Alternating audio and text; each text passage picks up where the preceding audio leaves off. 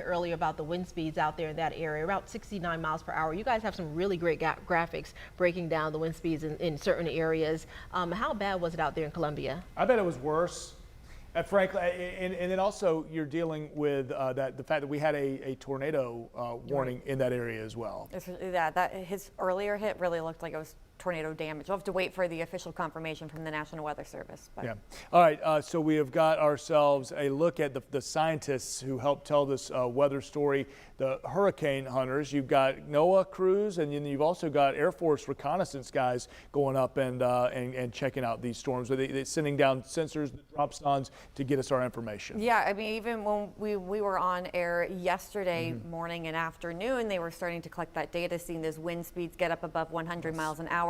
They are the ones that collect the important information that helps us determine the category and how fast it's strengthening and the direction that it's going. Yeah, and you see these guys, that's Nick Underwood from NOAA, and you get a pretty good look just how clear that eye wall was. And when you get the clear eye, that's when you get that big strengthening. All right, so we're going to talk about our current condition. We're going to talk about the current threats right now.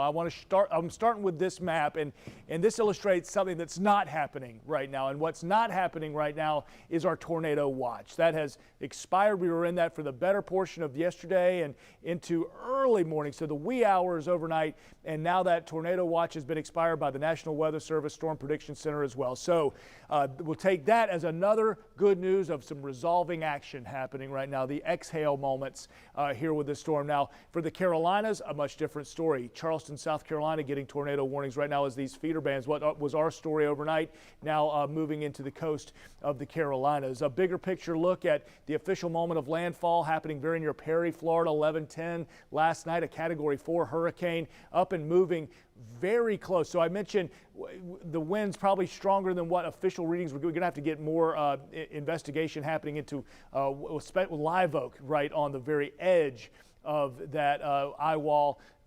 Some folks in Lake City were probably 15 to 18 miles away. Waycross, I was measuring this out at about 16 miles from the very strongest winds, and that's why we're seeing the damage that Jasmine has been showing us. A little bit of dry air now, and we're getting that sucked in behind the now tropical storm, and that's another good sign of the rain diminishing, though we have one stray cell.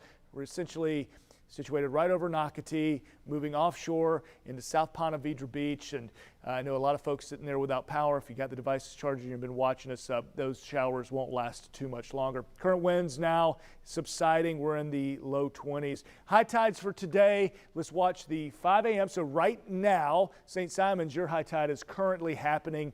And the only concern with this is all the rain that has fallen, perhaps a little bit of coastal flooding, but those tides will be going out now here in the next couple of hours.